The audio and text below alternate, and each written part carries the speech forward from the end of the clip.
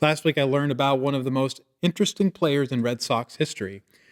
Carl Everett was only with Boston from 2000 to 2001. He was traded several times until he landed with the Chicago White Sox, where he won his first and only World Series. But he's still remembered by Red Sox fans, although not so much for the quality of his play. After an interview with the Boston Globe, a columnist gave Everett the name Jurassic Carl for a comment he made questioning whether dinosaurs ever really existed. Have you ever seen any dinosaurs? Now, on the one hand, it's pretty easy to see the gap in logic there. Just because you've never been to Paris doesn't mean that Paris doesn't exist. But experience is king. At the end of the day, it's easier to grasp the things we can feel, taste, and touch. And it's easier to judge reality by what we have been through than assume that something new and different could come our way or was always there from the beginning. That's perhaps why so many people find themselves facing so much uncertainty today. Experience has told some of us that hard work pays and that things generally work out, even if there are a few bumps in the road. But recent events have provided a shocking jolt to that system. Maybe you're a restaurant or small business owner who is watching your revenues suddenly dry up when business had been booming only weeks ago. Or maybe you're an older adult watching your retirement disappear as the economy spirals. Or perhaps you're a husband or wife who suddenly finds their spouse sick in a hospital that you can't enter to visit. It wasn't supposed to be this way. How can we find peace when we are confronted with a new and unexpected reality? In the last couple of weeks, we explored how we can find peace in knowing our divine purpose to create order out of chaos, and in praying with thanksgiving. In the Gospel of Luke, Jesus invites a different kind of response when tragedy confronts our expectations. In Luke chapter 13, 1 through 9, we find this story.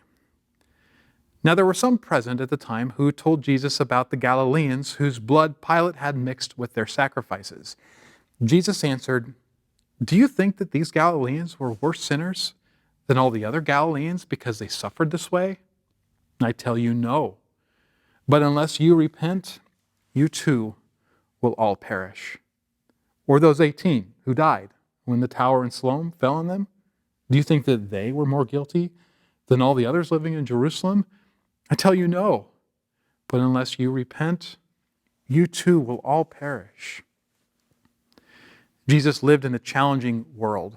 A foreign power kept his people on a leash, and that power often threatened their most sacred values. Jesus could have put the responsibility of the current situation on his own people. The Old Testament talked about a curse falling on God's people when they disobeyed. And Jesus wasn't silent about the disobedience of his people in his times.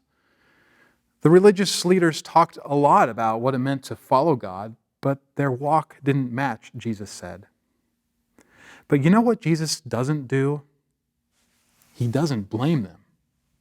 He speaks truthfully to them about where they are at, but he doesn't say, "The reason we're in this mess is because of you." I can't blame people who blame people. If I did, I suppose I'd be a blamer myself. But I can also understand where they're coming from. Because when everything seems to be out of order, one of the most natural things we do is look for answers. When we find ourselves in a mess that is no fault of our own, we're inclined to try to find out whose fault it is. Last week I was speaking with someone who was talking about the challenges of losing her small business while caring for a young family. Chances are she was asking a lot of the same questions that some of you might be asking right now. What am I going to do if the savings run out? What am I supposed to do to keep my young family entertained and safe at the same time? After our conversation went on for a bit, she took a breath and said, "What do you think God," but then she paused as if to stop herself from asking why God would do this. And she started again. "Why would God allow something like this to happen. That's the right way to say it. God allows, right? When something bad happens, many can't help but ask themselves, why God? Whether he allowed it or was more directly responsible. That's because deep down we believe the answer will give us what we need. It'll provide some solace in an unsettling situation. And perhaps that's why we love to assign the blame. In fact, preachers and pastors are all over it.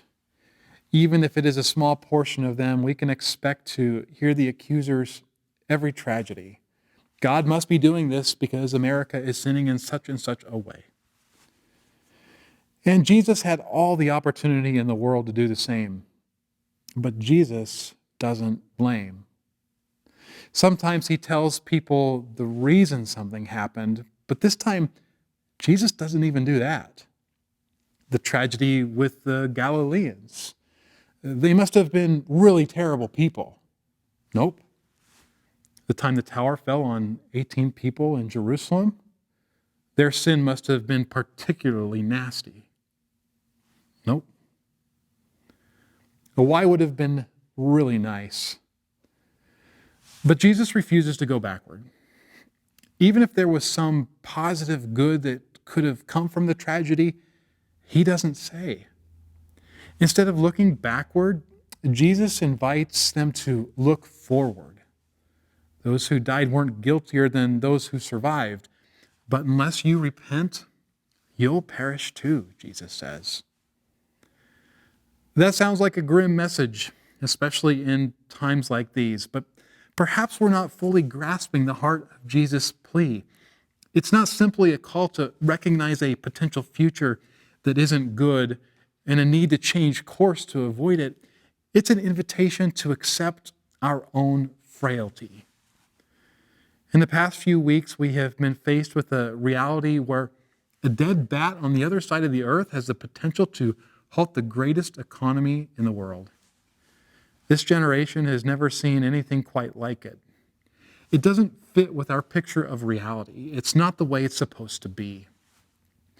But what kind of value could we add to our lives if we embraced how precious our lives really are? On the one hand, Jesus says there is a more promising future ahead of us when we realize that we need God and depend on him for every breath we take.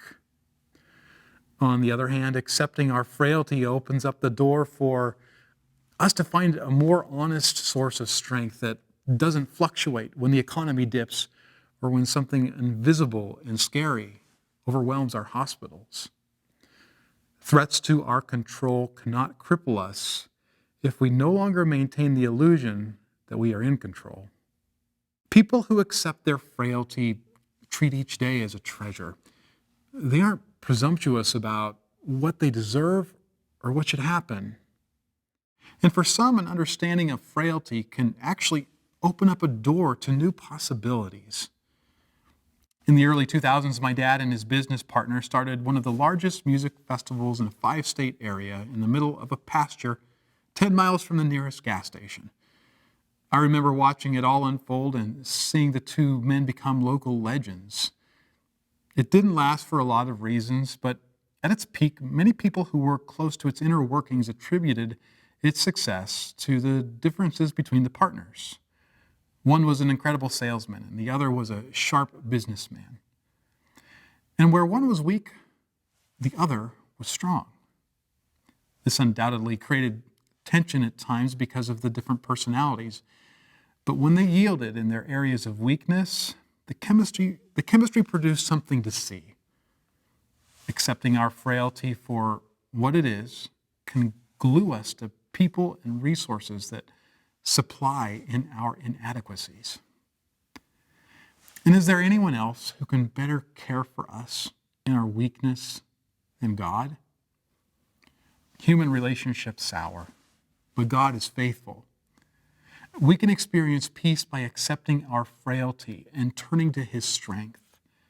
It's the one sure investment. Maybe for those of you who find yourself in a new season, there is an opportunity before you to do something you keep thinking you'll do but have never made time for, to take stock of where you're at with God and where you might be going. If there was a thermometer that could take your spiritual temperature, how would it register?